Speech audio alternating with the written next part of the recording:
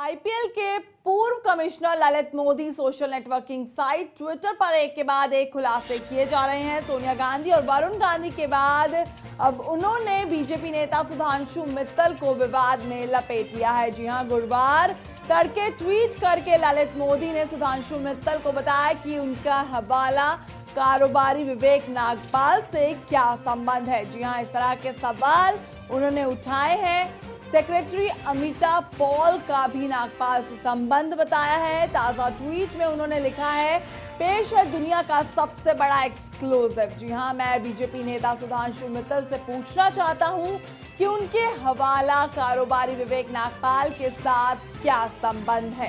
साथ ही मैं चाहता हूं मित्तल से पूछना।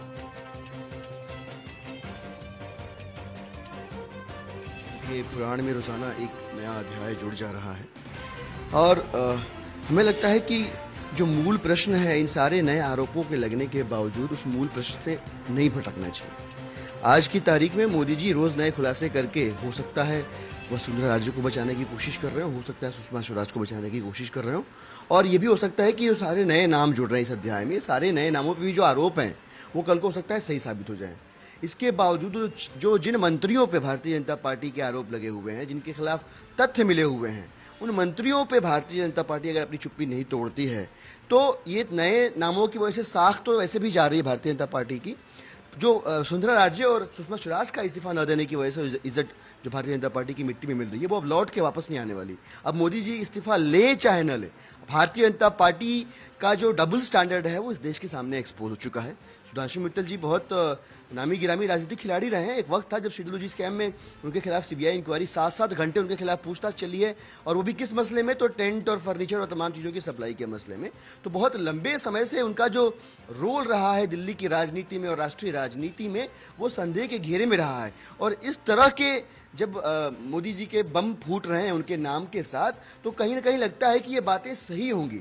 अर्ध सत्य है, पूर्ण सत्य है, पता नहीं, क्योंकि तथ्यों का आना बाकी है, पर सत्य तो जरूर है। क्योंकि ट्वीट आने के बाद सुनने में आ रहा है मीडिया के जरिए से कि सुधांशु मित्तल जी गायब हैं, मतलब बिना किसी योजना की कहीं किसी यात्रा पे जा चुके हैं।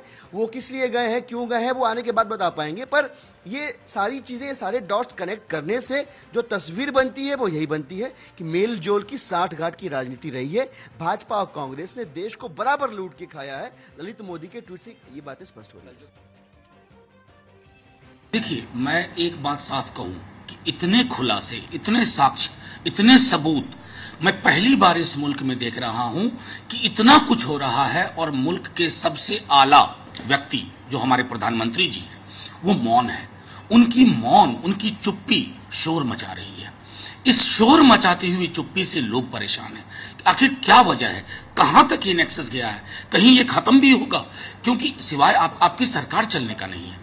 आपको ये तय करना होगा कि लोग आपसे एक जिम्मेदार वक्तव्य चाहते हैं। बिना देरी के लोग एक निष्पक्ष जांच चाहते हैं, और लोग चाहते हैं कि एक आपराधिक चरित्र के व्यक्ति जो अभियुक्त है उसके साथ इस तरह की संलग्नता अगर आपकी पार्टी के आला लोगों की है तो आप सबसे पहले उन्हें पदमुक्त करिए और अनुसंधान करिए। अगर आप ऐसा नहीं करेंगे तो सड़क पर लोग उतरेंगे और सारी प्रक्रिया अपने हाथ में